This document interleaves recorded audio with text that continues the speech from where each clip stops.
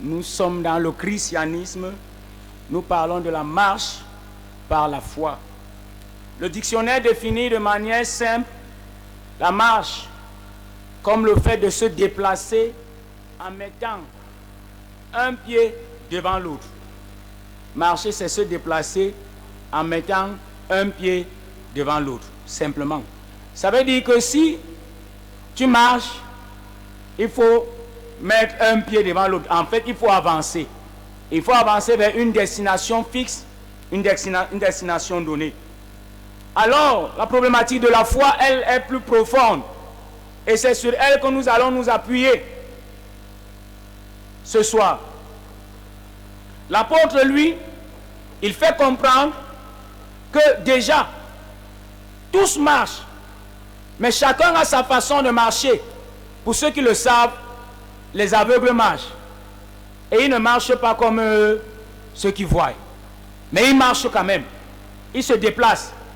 Ils ont un système, une éducation qui leur permet de marcher.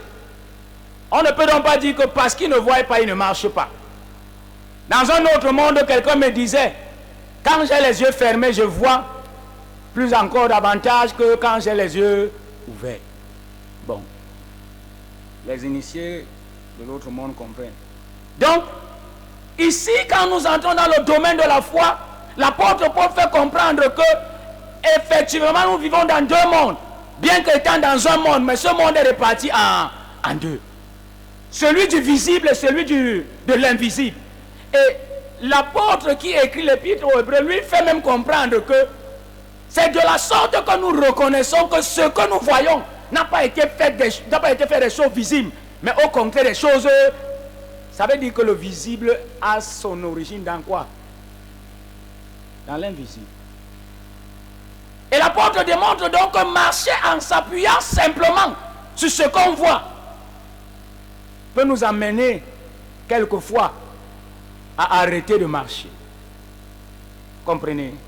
C'est-à-dire quand tu marches par la vue, à un moment, tu peux avoir l'envie d'arrêter même la marche. Mais l'apôtre dit, dans cette vie chrétienne, pour pouvoir avancer et continuer, à un moment, ou alors, pour le chrétien, il faut marcher non par la vue, mais il faut marcher par la foi. Ça veut aussi dire qu'il y a les yeux de la foi. Il y a ton voisin, il y a les yeux de la foi. Parce qu'il y a des gens, dès qu'ils voient quelque chose, ils s'enflamment. Dis à ton voisin, il faut bien voir.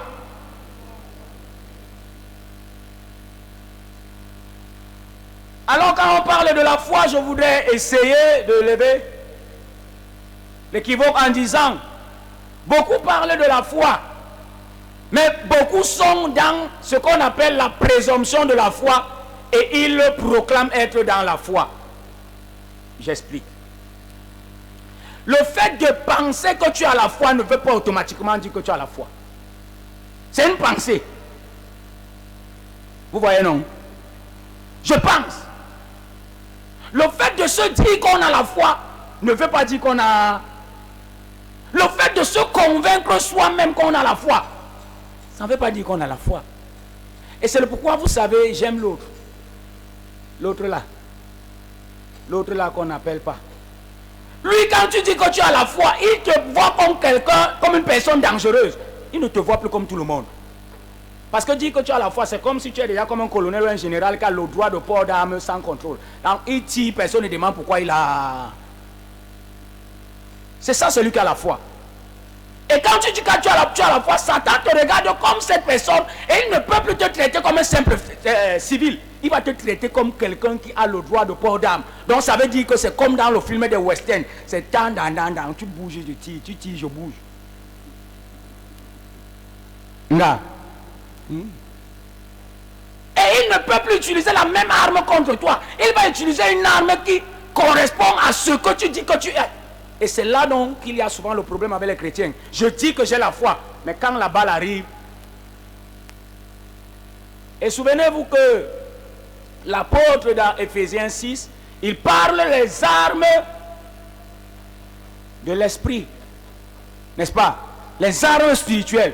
Et parmi les armes spirituelles, il y a une arme qu'il utilise. Il dit la foi est quoi? Le bouclier de le bouclier de la foi. Il définit la foi comme un bouclier. Ça veut donc dire que si tu dis que tu as la foi et que Satan t'attaque et que tu n'as pas ce bouclier, voilà un chaos. Mais beaucoup se limitent à la présomption. Je prie bien, ça veut dire que j'ai la foi. Je prêche bien, ça veut dire... En réalité, même la plupart du temps, la foi, elle ne parle pas. Vous comprenez? La plupart du temps, la foi elle ne parle pas. Elle ne fait même pas de bruit. Alors nous comprenons qu'il faudrait déjà comprendre et s'évaluer et savoir qui a la foi et qui n'a pas.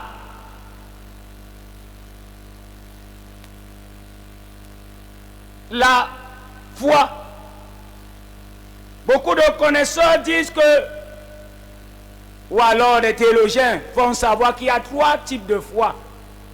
3 types de foi. Il y a premièrement la foi animale, ou la foi naturelle. Et vous vous souvenez que quelque part, l'apôtre Paul appelle certains chrétiens, les chrétiens, un chrétien animal. L'homme animal. Parfois on voit que ce sont des injures. Non, ce ne sont pas des injures. C'est que tu es chrétien, mais tu as encore une foi qui est naturelle, simple. C'est un niveau de foi. Ce niveau de foi, tout le monde l'a. Et même certains animaux l'ont. Parce que quand un chien part à la poubelle, il n'a pas besoin de réfléchir. Il sait que là où il part là, fait quoi, fait qu'il va rentrer avec eux. Il ne veut pas savoir si toi tu as préparé, tu n'as pas préparé. C'est qu'il sait. C'est qu'à la poubelle, il y a mon compte là-bas. Même beaucoup de chrétiens, quand ils disent que s'il plaît à Dieu, c'est pas. C'est même pas. Bon, c'est. Je vais dire ça comment? C'est-à-dire que c'est comme une formule. Voilà. Une sorte de réflexe. Mais ce n'est pas parce qu'en fait, ils savent que même si c'est comment, là où ils sont là, ils vont rentrer. C'est ça, non? Ça veut dire qu'il n'a pas besoin de faire quoi? Il va rentrer. Il sait ça dans sa tête. Qui va dormir ici? Comme mon frère Léheb dit soir. Qui va dormir ici après la retraite? Personne, n'est-ce pas? Il y a dans la foi animale, il y a la foi religieuse.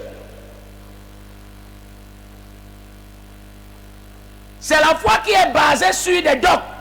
C'est le pourquoi de l'autre côté aussi il y a la foi. Hein.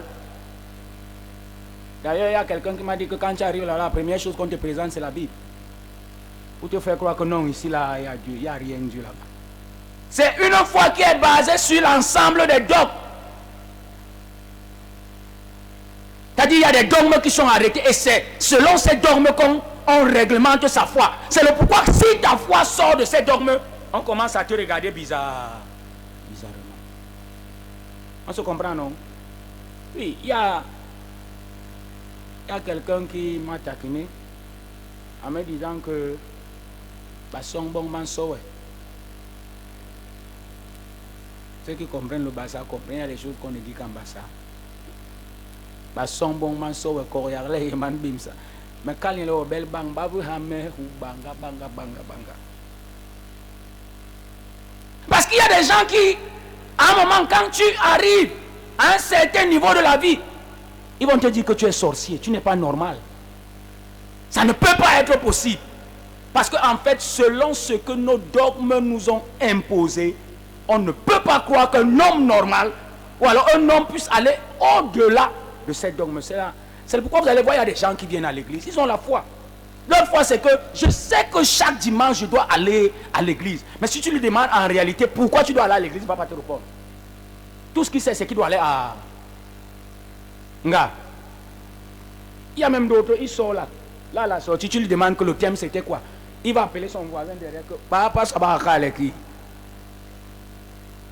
Mais le dimanche qui vient, ne te gêne pas, tu vas le voir, il sera.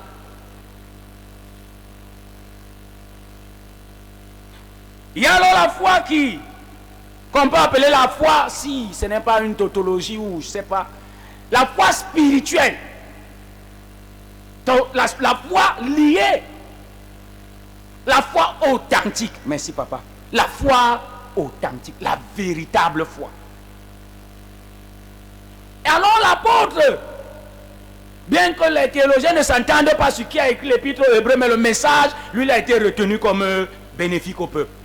Celui qui a écrit l'épître aux Hébreux va essayer de définir le processus de ce qu'on entend par foi. En fait, ce n'est pas une définition littéraire qui donne à la foi, mais il donne un processus selon que doit se vivre la foi.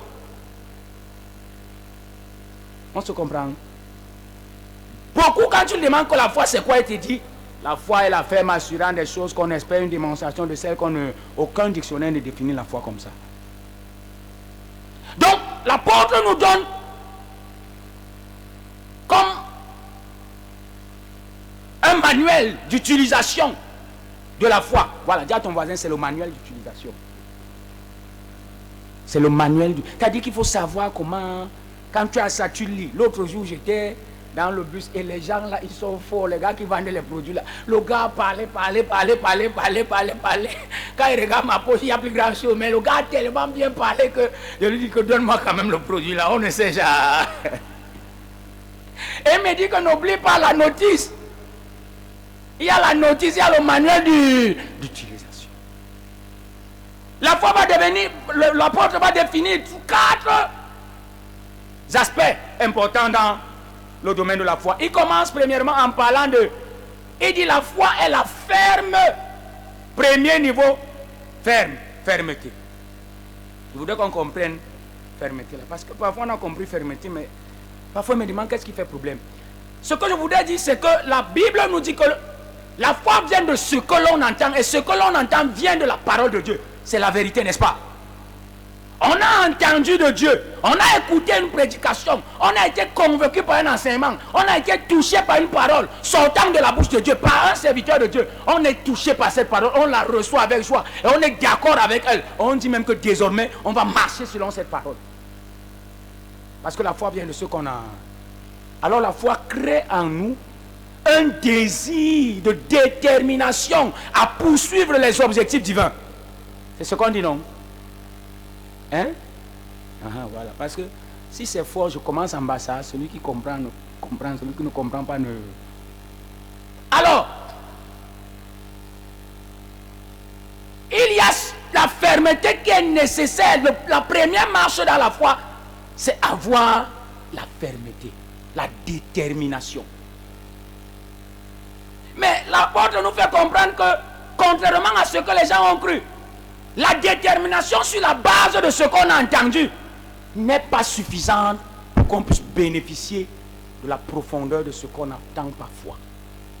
Parce que je voudrais vous rappeler une chose, c'est que Ève aussi était ferme. On accuse beaucoup les femmes, mais quand tu relis la Bible, Ève a été ferme. On se comprend? Bon, il y a les gens qui ne sont pas d'accord. Moi, je dis que Ève a été ferme. On va s'entendre tout à l'heure. Quand le diable lui dit, est-ce que Dieu a réellement... Ça veut dire qu'il y a une première tentative par laquelle Satan voudrait convaincre la femme en disant, Dieu n'a pas dit, mais la femme dit, mon mari m'a dit. Ça c'est le non-dit du texte, mais quand tu relis bien le texte, tu comprends que c'était comme ça. Parce que quand quelqu'un dit, est-ce que Dieu a réellement... Ça veut dire qu'il y a une première fois. Vous savez, les hommes qui sont là, je vais donner un conseil aux non-mariés. On ne drague pas la femme de sa vie en un jour. Il faut toujours et encore et encore. Parce que la première réponse, ceux qui ont eu, comme moi là, j'ai eu l'amour de ma vie. Jeanne Fabienne. Tu ne peux pas la voir en un seul essai. Le premier essai, c'est souvent non. Ne perds pas ton temps. Donc, même Satan a d'abord reçu un nom. Mais comme le gars connaît, le gars dit, Dieu a-t-il réellement dit? Et c'est là où je vais te démontrer le mystère de ce qui s'est passé. Quand Satan dit, Dieu a-t-il réellement dit? Derrière ce que Ève a entendu, il n'y avait pas de pilier, il n'y avait pas de soutien. Alors Ève n'a plus de choix que de céder. Il dit premièrement ferme. Et le deuxième niveau, c'est l'assurance. Et l'assurance ne naît pas de manière théorique. Vous comprenez? C'est-à-dire que quand il parle de l'assurance, l'assurance naît du fait qu'on a vécu quelque chose avec quelqu'un et on sait de cette personne que cette personne est capable de la faire. On n'a aucun doute sur ce fait que celui-là est capable de le faire. Ça veut donc dire que l'assurance de la foi s'appuie sur l'ensemble des expériences et des souvenirs que l'on a eu avec Dieu. Elle c'est son mari qui parlait avec Dieu. Et il y a les femmes ici comme ça. Que c'est son mari, l'eau vient à manque, ouais, mais manque. L'eau vient à pasteur, ouais, mais pasteur. Ne te gêne pas de dire qu'elle va te dire qu'elle a pris une semaine de jeûne, 2 semaines de jeûne. Ça là, c'est pas son problème. C'est mon mari qui prie pour la famille et moi je suis là pour garder les enfants. Donc pour elle, c'est son mari. Les affaires de Dieu là, c'est son mari. Son mari vient lui rendre compte. Elle donc n'a pas eu une expérience avec ce Dieu. Et face à la tentation, elle n'a pas pu tenir. Il n'y avait pas en elle une expérience, un souvenir de ce qu'elle a vécu avec Dieu. Et vous allez vous rendre compte que beaucoup, sur la base de ce qu'ils ont entendu, se sont engagés. Je vais vous le démontrer de manière simple. Et je voudrais que chacun d'entre vous puisse me démontrer le contraire. Il y a des gens qui sont en train, tout à l'heure on était avec papa, il y a des gens qui sont en train de recevoir les enseignements pour la formation des disciples. Et les enseignements les touchent et ils sont tellement plongés dans les enseignements. Mais vous allez vous rendre compte que quand on va dire que voici l'heure est arrivée pour que chacun s'élève, il y en a qui vont avoir le courage de dire que vraiment, moi, mon patron a dit que. N'est-ce pas? Parce qu'en fait, celui qui est fermé, rien ne l'arrête. Il est déterminé sur ce qu'il a à faire. Il y a des gens qui vont te dire que non, vraiment, ma condition présente de vie ne me permet pas. Comme il y a certains qui sont en train de dire que non, vraiment, avec la rentrée scolaire, je dois d'abord bien régler comment les enfants vont fonctionner cette année scolaire pour voir si je vais faire la formation des disciples. Dis à ton voisin que ne soit pas de cela. Et ça, je voudrais vous le dire, ceux qui n'ont pas l'assurance dans leur foi vont toujours trouver des excuses dans leur manquement dans la marche de foi. Il y a toujours quelque chose qui va justifier leur comportement et leur agir. Toujours quelque chose.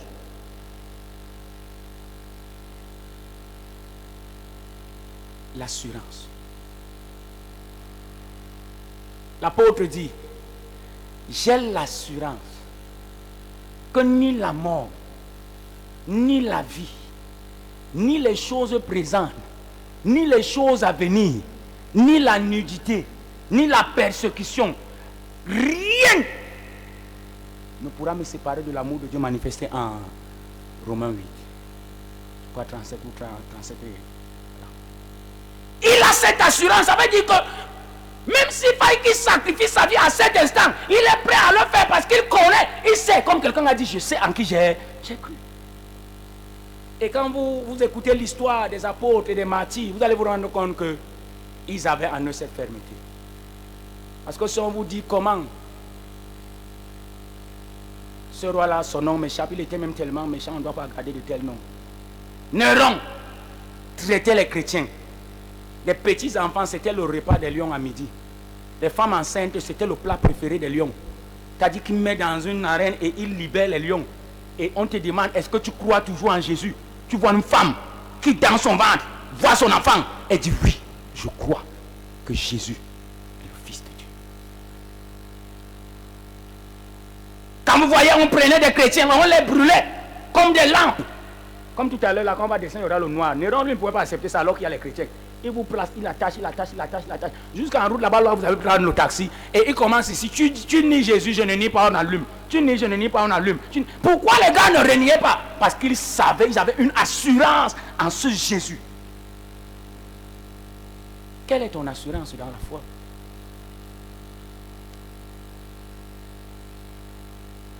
Assurance. Et c'est pourquoi David va dire, le Dieu qui m'a dit, il est face à Goliath. Les hommes formés, dis à ton voisin, marche par la foi. C'est-à-dire qu'il y a des hommes formés, les hommes de guerre, les hommes de bataille, armés, équipés, revêtus. Mais face à Goliath, toute une armée recule. Face à un homme. Mais quand David arrive, il demande qu'est-ce qui se passe, on lui explique. Le gars se place devant Goliath et il dit, quel est cet incirconcis même?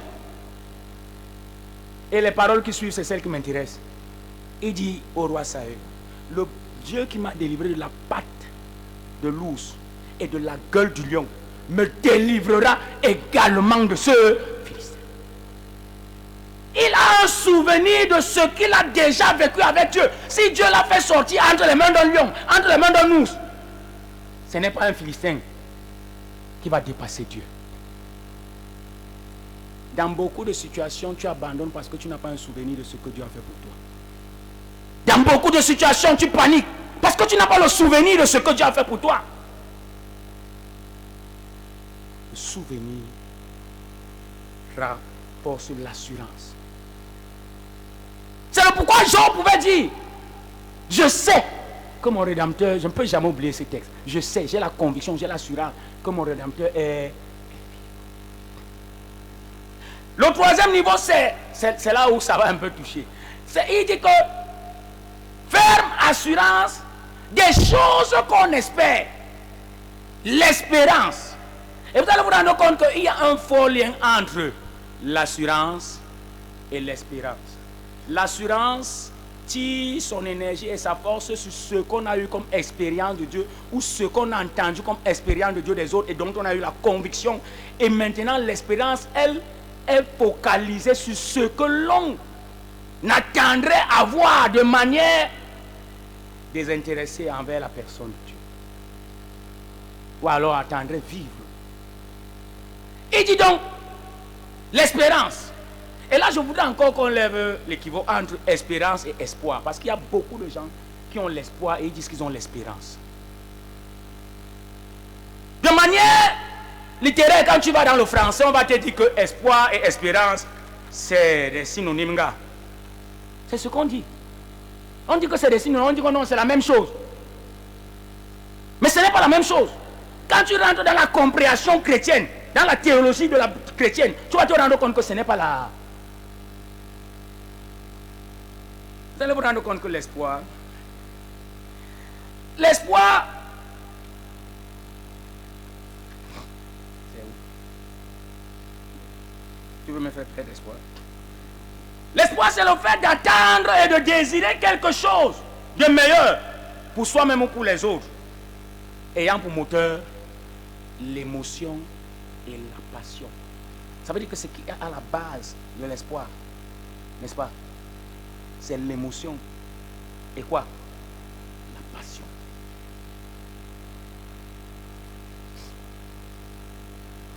Et beaucoup de personnes vivent par l'espoir et ils disent qu'ils sont dans l'espérance. Parce que quand on écoute la définition de l'espérance, on a l'impression qu'on est dans autre chose. L'espérance est une confiance pure et désintéressée en l'avenir. Une confiance pure et désintéressée en l'avenir. C'est-à-dire que j'ai la confiance, je n'ai pas besoin de me gêner ou alors de commencer à me battre comme si c'est moi-même qui me suis créé. Il y a quelqu'un qui m'a créé. Et c'est pourquoi l'apôtre Paul dit, celui qui vous a appelé est fidèle et c'est lui qui le fera. Ça veut dire que Dieu qui t'a créé, il a un plan pour toi. Et tout ce qu'il te faut, c'est d'avoir confiance en ce Dieu et de rester derrière lui. Mais vous allez vous rendre compte que beaucoup d'entre nous sommes intéressés à tous les niveaux. Tu vas voir, il y a des gens, ils te disent, j'ai l'espérance, j'ai la foi que je serai. En fait, il n'a pas l'espérance, il a l'espoir. Et c'est pourquoi la plupart des temps, les personnes qui ont l'espoir sont toujours déçues. Ou alors, la plupart des temps, ils sont déçus. Il y a beaucoup qui ont l'espoir de devenir ancien d'église, diacre. C'est l'espoir, non? Parce que c'est basé sur la passion et sur l'émotion. Quand toi-même tu imagines, non, ça mentit. Quand toi-même tu imagines que même si même pas mais il va soutenir l'année même jour, tu sens comment parfois ça te fait comme la chair de pouce sur le côté.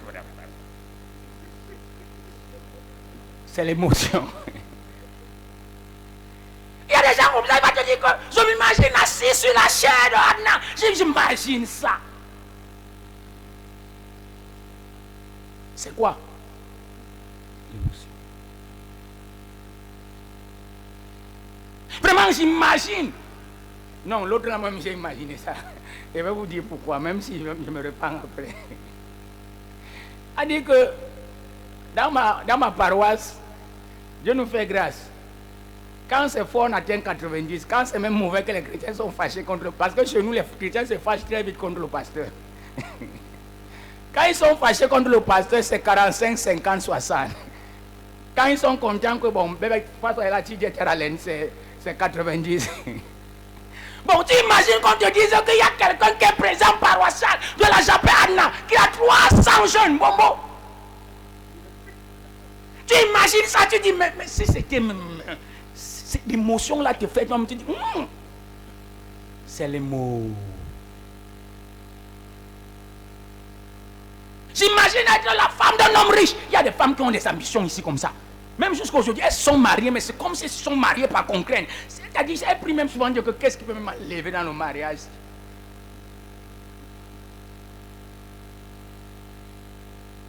Mais je voudrais vous rappeler qu'on ne peut rien fonder de durable et d'important sur l'émotion et sur la passion.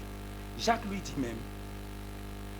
dit que vous demandez et vous ne recevez pas parce que vous demandez mal dans l'intention de satisfaire quoi? Passion. Quand tu fais les choses et il y a des gens comme ça qui sont, c'est-à-dire que au quart de tour, très émotif. Dès qu'on a fait pac, il a pris feu. On n'a même pas encore fini de dire la blague, lui rit déjà. On ne lui a même pas encore dit ce qu'il faut, il a pris feu. C'est qu'il est conduit par quoi? L'émotion. Et il y a des personnes qui sont prêtes à décider dans l'émotion. C'est l'erreur qu'il ne faut jamais décider. Même si tu es trop content, attends d'abord que tu as. Parce qu'il y a des gens qui prennent des décisions parce qu'ils sont trop contents. Bon chérie, vraiment je sens que... Non, je suis vraiment très content. Demain là, je t'achète la voiture, mais nous nous mettons chez voiture Yanni. Mais tu as comme une double, mais bon, là, je chez voiture. Mais parce que tu as préparé le bongo et tu as mis un peu de vin blanc, parce que maintenant je m'essaye. Tu sens comment les étoiles tournent sur ta tête, tu dis que demain tu vas acheter la voiture. Quelle voiture? Il y a un monsieur, je l'ai écouté dans Facebook. C'est un comédien bamléké. Il appelle son cousin avec qui il était à une fête hier. Il lui dit que mon frère, j'étais quelque part hier, mais c'est ce matin que je me rends compte de ce qui s'est passé. Son cousin dit, il y a quoi? Il dit à son cousin que hier, il y a tel oncle qui m'avait donné 190 000 pour l'école des enfants. Mais je suis arrivé à la fête là hier, j'ai vu la femme là, et il y avait l'ambiance, j'ai vu le vin. À un moment, j'étais tellement bien que j'ai commencé à faroter parce que j'ai vu aussi le sous-préfet faroter. Le sous-préfet farote, toi aussi tu fais comment? Et maintenant il se réveille, il se rend compte que dans sa poche il y a 15 000 sur les 190 000. Il appelle son frère pour dire que mon frère, tu as une relation avec la famille là, pardon. Qu'on me rembourse seulement même 120 000. Décision sur le fait des... Souvenez que David lui-même, Nathan parle, David, il doit mourir. Pape, ça suscite en lui la colère. Il n'a même pas tout, il n'a même pas le temps d'analyser pour comprendre de quoi parle Nathan. Immédiatement, il doit faire comment? Et là, le prophète lui dit, cet homme. Parfois, il y a des décisions que tu vas prendre, mais qui vont te tuer toi-même parce que tu les as prises sous le coup des épées. Je ne parlerai pas de Moïse qui, dans sa colère, frappe mon Dieu. Alors la Bible nous invite non à marcher dans l'espoir, mais dans l'air. Parce qu'en réalité, c'est ça. C'est le fait de se dire, de s'imaginer dans l'échec, dans ce qu'on a projeté. Parce qu'en réalité, ça ne doit pas te faire mal. Dis à ton voisin, ça ne doit pas te faire mal.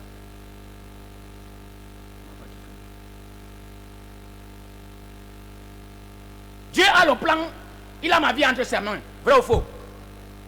Et il a fait pour moi des projets de bonheur, afin de me donner de l'avenir et de l'espérance. Et c'est pourquoi il n'est pas question que je me sente déçu. Parce que ce Dieu n'a jamais déçu quiconque a mis sa foi en qui. Mais tu es allé postuler pour un travail et on ne t'a pas retenu et tu es fâché. Ça veut dire qu'en réalité, il y avait une mauvaise passion dans ton cœur quand tu allais chercher le travail. On se comprend? Tu cherchais le travail parce que tu voulais qu'à un moment tu aies beaucoup d'argent et que les autres te respectent. Parce que tu penses que c'est quand tu as beaucoup d'argent que les autres vont te respecter. Et quand tu imagines que jusque-là encore on ne va pas te respecter. Parce que tu as perdu le travail. C'est ça qui t'énerve. On est ensemble.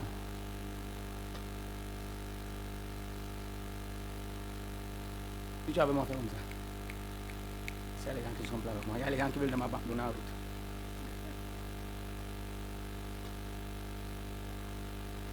Ce qui va t'énerver parce que comme il y a les postes. On dit qu'il y a tel poste, il y a tel poste. En réalité, j'ai essayé de parler une fois sur l'ambassadeur de Christ et le sens de la responsabilité. Si on ne te prend pas à un poste, ça veut dire que ce n'est pas ton poste. Il n'y a pas raison que tu sois frustré. On ne m'a pas pris. Pourquoi on a voté tel, on ne m'a pas voté? Ça là, ce n'est pas un problème. Dis à ton voisin que pardon, ce n'est pas un problème. Mais vous allez voir, ça brûle. Je me souviens un jour, vraiment, vous êtes mes amis, mais excusez-moi la j'appelle. Un jour, le pasteur, comment il avait même fait ça, moi, je n'ai pas compris après. J'étais encore licencié, m'a envoyé enseigner là. C'était avant les élections. C'était les élections de la Japé. Quand je monte pour enseigner, il y a un jeune qui m'a dit élection.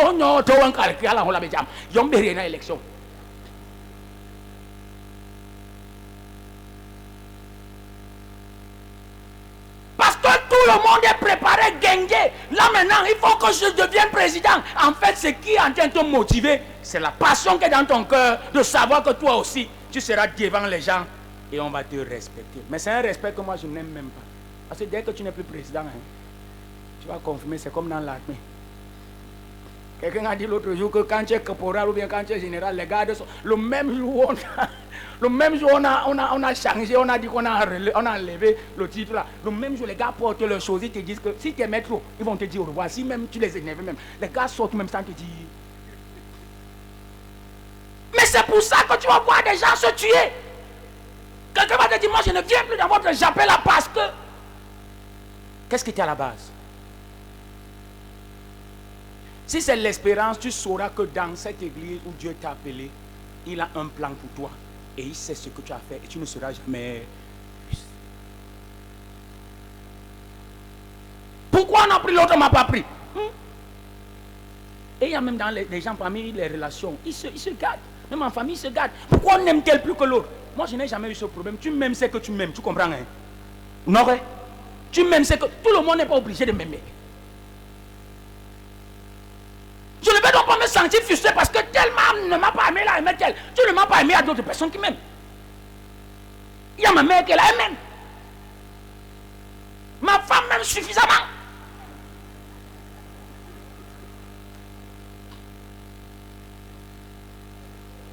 L'apôtre nous invite à sortir du piège que tend l'espoir. Nous sommes dans l'espoir et non dans l'esprit. Et l'apôtre maintenant augmente le niveau en disant, quand maintenant tu es dans la marche par l'espérance, des choses que Christ lui a promis, c'est pas toi qui as promis, c'est lui qui t'a promis et c'est lui qui t'a pris et il t'a mis dans la promesse. Tu ne lui as pas imposé. Et Jésus dit ça à ses disciples. Quand il se rend compte que les gars commencent à bagarrer pour dire qui est le plus grand, qui est le plus fort, qui sera le... Jésus leur dit calmez-vous, c'est moi qui vous ai... Une façon de leur dire que je sais ce que j'ai comme plan pour chacun d'entre vous. Quand je fais comment? Je vous choisis. Et il dit donc, le dernier niveau, c'est la démonstration. Démonstration. La foi est la ferme assurance des choses qu'on espère, une démonstration. Il n'y a pas de foi sans démonstration. Et c'est le pourquoi Jacques lui va dire, montre-moi ta foi sans les œuvres, je te montrerai ma foi avec les œuvres. Parce que la foi est invisible. Il n'y a que ceux qui ont l'Esprit de Dieu et qui sont initiés dans la communion avec Jésus, qui peuvent percevoir les choses de la foi qui sont invisibles pour les enlever et les amener dans le visible. Tout le monde ne les voit pas. Et c'est pourquoi à un moment l'église a eu un problème. Parce que l'église prie. L'église, mais quand les gens veulent donc voir, ils ne voient rien. On dit l'amour, mais quand on entre dans la communauté, on ne voit pas l'amour. On fait les enseignements dans les groupes sur l'amour, mais quand on entre dans les associations, il n'y a pas d'amour. C'est les guégués, les petits clans, les petits groupes. On se demande à la fin, mais la foi qui parle de l'amour là, où est l'amour? Là, ton voisin démonstration. Et l'apôtre même va jusqu'à dire, le monde attend avec impatience la révélation. C'est-à-dire, l'apôtre dit que ces fils de Dieu existent. Mais le monde ne veut pas seulement savoir qu'ils existent, mais le monde veut avoir la révélation de leur existence. Démonstration. Et je veux te dire encore qu'il n'y a pas de démonstration sans confrontation. Dis à ton voisin, il n'y a pas de démonstration sans confrontation. Et c'est là où beaucoup d'ennemis se créent. Parce que vous vous rendez compte qu'au départ, quand Moïse a dit partons d'Égypte, tout le monde était d'accord que nous partons du roi Pharaon. Bon là, tout le monde est d'accord. Mais à un moment, il n'y a plus l'eau. Il y a des groupes qui se forment que. Tu es sûr que ce que Moïse a dit là, il y a des groupes. Pourquoi? Parce que Dieu a dit, je serai votre Dieu, vous serez mon peuple. Maintenant, il faudrait que ça se démontre. Là, maintenant, il commande à avoir des clans. Les gars se divisent déjà parce qu'il y a d'autres qui disent que Moïse ne sait pas ce qu'il fait. Comme c'est Moïse qui les a levés pour les amener au désert. Et pourtant, c'est qui? C'est Dieu. Il y a des gens qui, dans leur vie, n'aiment pas la confrontation. Ils n'aiment pas la difficulté. Chaque fois qu'il y a difficulté, la première chose qu'ils font, c'est qu'ils arrêtent de marcher et ils commencent à rétrograder. Dès qu'ils entendent difficulté, pape, commence à l'entendre. Et pourtant, ici, l'apôtre dit que la démonstration est inévitable. Je vais te raconter quelque chose. Quand on a dit, j'étais content, j'ai acclamé avec toi, non? Nouveau papa, oh yeah, oh yeah, oh yeah. Ça, c'est bon à acclamer.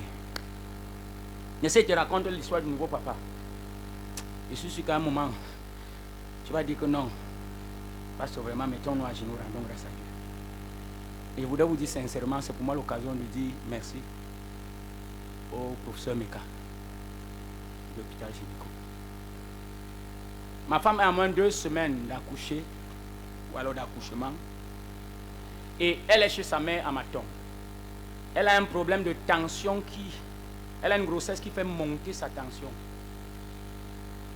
Alors, à la veille, elle prend la tension à Maton, elle a 17. Quand elle me le dit, je lui dis, bon, là je rentre, je sors d'une prière, je vais venir le matin. Très tôt le matin, elle prend la route, j'arrive à Matom. Je lui dis, allons à Yaoundé. On arrive à Foulane. Et c'était aussi l'occasion pour elle de faire la dernière visite. On fait la dernière visite, on reprend la tension. La tension est à 200. Donc 20. Alors là, j'appelle maman pasteur Ateba, qui me dit que leur gynécologue n'est pas encore là. Pour un cas comme ça, c'est un cas urgent. Je me souviens que papa m'avait donné le numéro du professeur.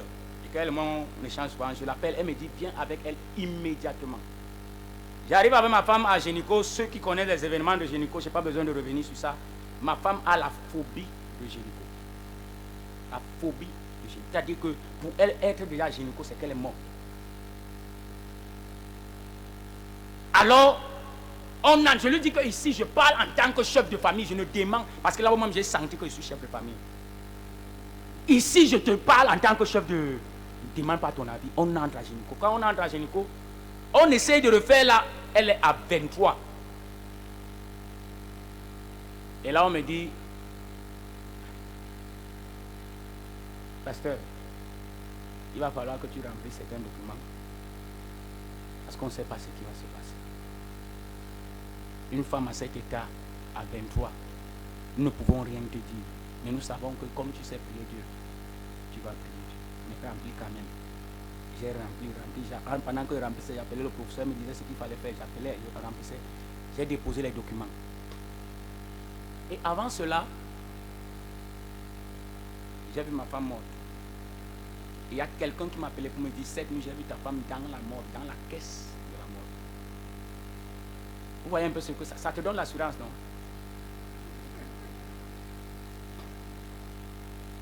Alors, je m'en vais m'asseoir à l'entrée de la salle d'opération. Quand la seule question que j'ai posée à Dieu, c'est Seigneur, est-ce que cela vient de toi? C'est pourquoi il faut écouter la boucle, faites la formation, ça va vous rendre mature. Est-ce que ça vient de toi?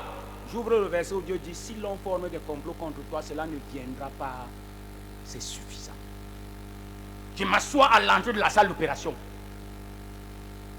Je commence avec les canons. Ceux qui connaissent les canons, si je ne connais pas, canon a je prends canon 1, canon 2, je prends infra, je prends mer rouge, Je prends, je finis, je recommence, je prie, je prends, je finis, je recommence, je prie, je prends, je finis, je recommence. Entre-temps, on entre avec une autre femme en Niger. Quand on ressort avec elle, parce qu'elle est sortie avec ma femme, on dit qu'elle a perdu l'enfant, elle a perdu son utérus. Je dis Seigneur Jésus. Je recommence encore les canons là. 3-7, 3-7, 3-7, mer rouge. J'ai fait ça. J'ai crié à Dieu. Après, on vient me remettre le plastique du placenta et du corps. Et on me dit, Dieu est vivant. C'est le médecin qui me dit, Dieu est vivant. 1 heure après, ma femme sort sous le brancard. Quand elle demande chou, c'est comment elle me dit ça va chou. Quand je cause avec elle, elle me dit à plusieurs reprises, j'ai senti mon cœur qui lâchait. Je lui ai dit, Dieu tenait ton cœur entre les mains.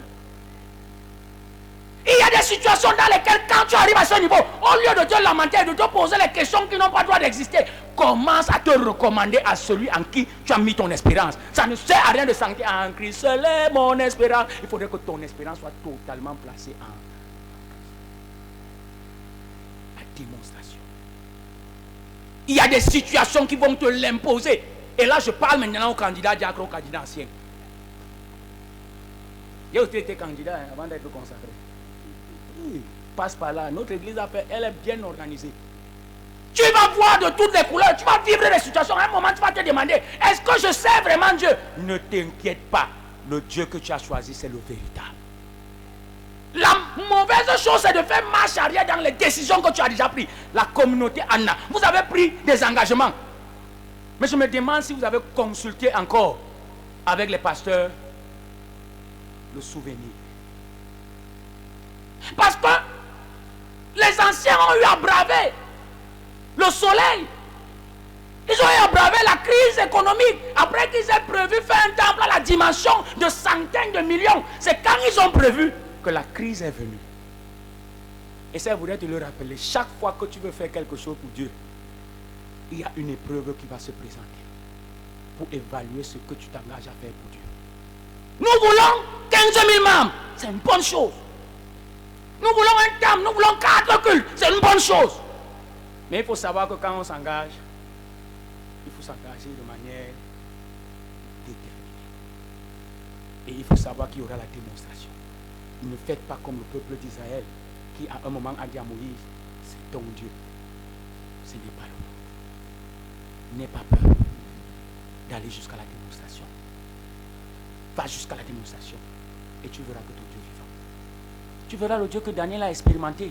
Alors qu'il était dans la fosse, il y avait les lions. Mais quand il est entré dans la fosse avec les lions, il y a le roi, le lion de la tribu de Juda qui s'est présenté. Il a fermé la gueule. Tu vas entrer dans le feu. Mais quand tu seras dans le feu, il y a un 4e être que tu ne vois pas, qui est toujours avec toi, qui va transformer le feu en climatiseur.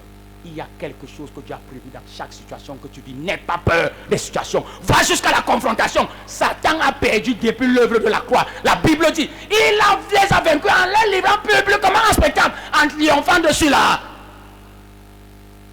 Les petits gens qui menacent des gens partout. Je suis sorcier. Je suis rosicrucien. Je suis franc-maçon. La petite histoire. Dieu m'a fait savoir qu'il y avait la main de certains francs-maçons sur ma femme. On ne fait pas ça avec celui qui est élu de Dieu. On ne fait pas ça avec celui qui marche, non pas à la vue, mais pas à la foi. J'ai vu ma femme est morte, mais pas à la foi. Jésus est celui qui tient la vie de ma femme entre ses mains. N'aie pas peur de qui que ce soit, de quoi que ce soit. Reste attaché à ton Dieu. Parce que jusqu'à la confrontation, ton Dieu va sortir la dernière carte.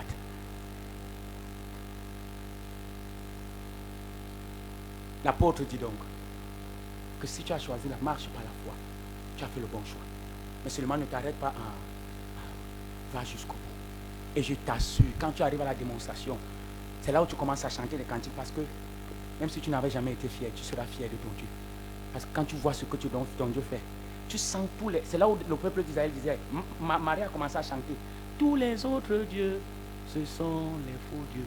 Marie a dit que Moïse n'était pas prophète, mais quand elle a vu la gloire de Dieu, elle s'est prosternée. Qui est comme toi?